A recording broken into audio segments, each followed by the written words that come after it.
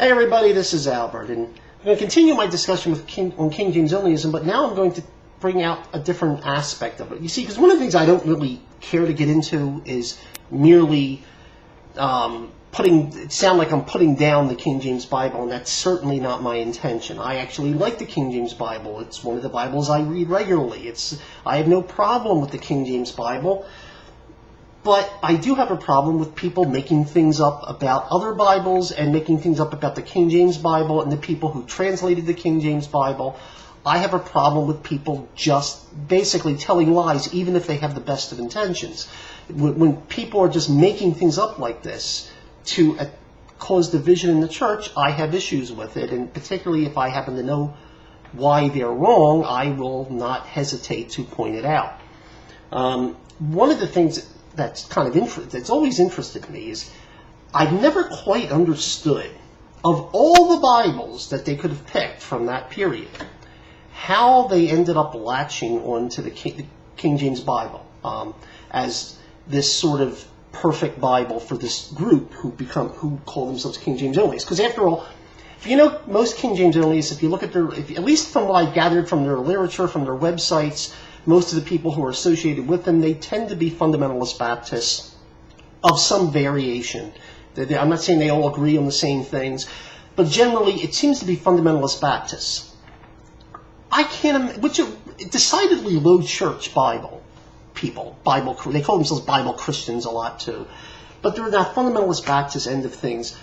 You couldn't get more far away from the King James translation if you tried. When you think about it, the King James translation used basically primarily a Byzantine Orthodox manuscripts that were brought together in a version by a Catholic theologian and then further edited by a Calvinist, in Beza, the Catholic being Erasmus. And then those things, the Erasmus and Beza and Stephanus' versions ended up being brought together with occasional readings from the Catholic Latin Vulgate and translated by Anglicans. How does this end up being a fundamentalist Bible? I have no idea. It's peculiar. And then when I read some of the King James literature, they'll get into sort of, well, the reason they translated this way is because of this, and they give some theological presupposition that perfectly matches what many fundamentalist Baptists believe today, but has nothing to do with anything anyone, certainly no Anglican, believed in the 17th century. So I think it's important to discuss what the King James translators actually believed about the faith. I think that's an important thing if you want to understand their perspective.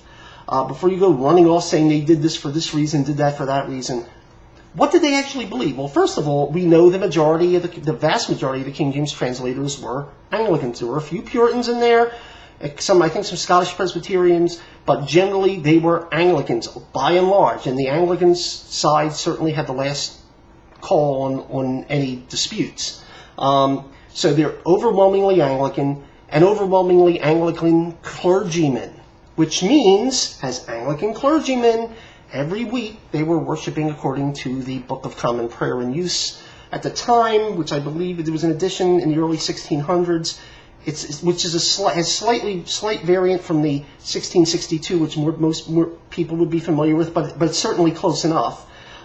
There's also they also all had to sign before they could take up their positions the 39 Articles of Religion. That's sort of the Anglican official statement for the time. Now, it's not as drawn, because Anglican is intended to have a wider variety of beliefs that could fit in the nature of it. It was not as purely defined as, let's say, something like where they define every point, like the Lutherans, the Augsburg Confession or the Westminster Confession, or it doesn't go into that level of detail. Just as there's some freedom allowed, but these things you have to believe, and you had to sign those, and that's there. Now, I think all King James Onlyists ought to read that. They ought to read that, the Book of Common Prayer.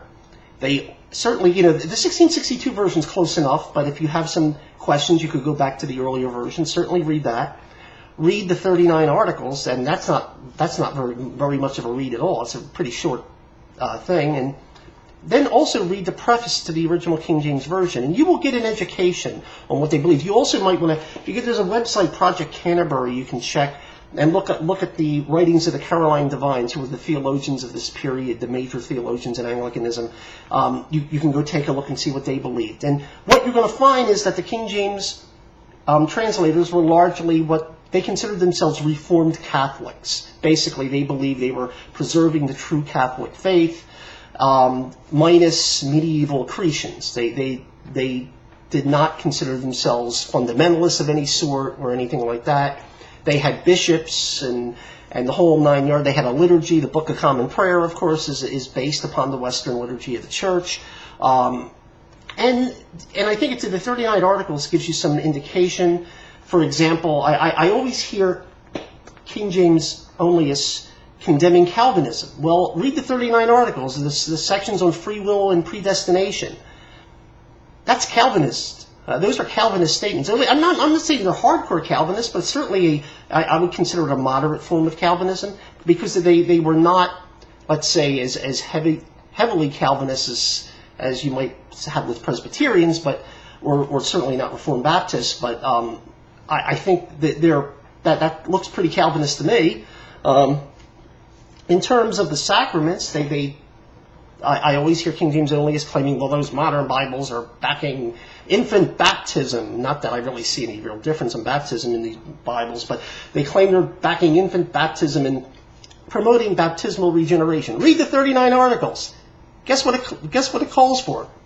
Infant baptism. And it endorses the idea of baptismal regeneration. It's right there. Go read it. All the King James translators, at least most of them, signed this thing. This is their beliefs. Not only did the King James translators believe in infant baptism, but being active Anglican clergymen, they probably baptized babies on a regular basis. Yep, they were baby sprinklers, as I've heard some fundamentalists say, baby sprinklers. Yes, the King James translators were baby sprinklers, at least a good high percentage of them. So, and I would also, in terms of the Holy Communion, which they had every week, and generally, and they certainly believed in, well, they did not accept transubstantiation, and they believed in some sort of presence of Christ in the Eucharist and in the communion, as they call it, a spiritual and heavenly manner, as it says in the 39 articles. But I want you to listen to this, and this is, now to even some Anglicans or people familiar with the Book of Common Prayer, this won't sound exactly the same, because this is from the earlier version of the Book of Common Prayer. The 1662 revision is very similar. I think things are just in a slightly different order. But this is from the version at the time of the King James Bible. This is it's the prayer before communion, which is referred to, and you can Google this, prayer of humble access. We do not presume to come to this thy table, O merciful Lord, trusting in our own righteousness, but in thy manifold and great mercies. We be not worthy so much as to gather up the crumbs under thy table. But thou art the same Lord, whose property is always to have mercy. Grant us therefore, gracious Lord, so to eat the flesh of thy dear Son, Jesus Christ, and to drink his blood in these holy mysteries, that we may continually dwell in him and he in us, that our sinful bodies may be made clean by his body, and our souls washed through his most precious blood. Amen. And you will find, obviously, that's the presence of the body and blood. They believe in it. They believe that you're getting grace through the sacraments. It's not just a symbol. This is what the King James translators believed. These guys were Anglicans of the 17th century, not fundamentalist Baptists. And any interpretation of why they translated a thing a certain way that takes some 20th century or 21st century Baptist interpretation instead of a 17th century Anglican reason is simply off base. And I think this is interesting, because many of the things that King James Onlyists condemn the translators of the King James Bible believed. And as I pointed out in the earlier video, they thought Jerome was great. Thank you very much for your time.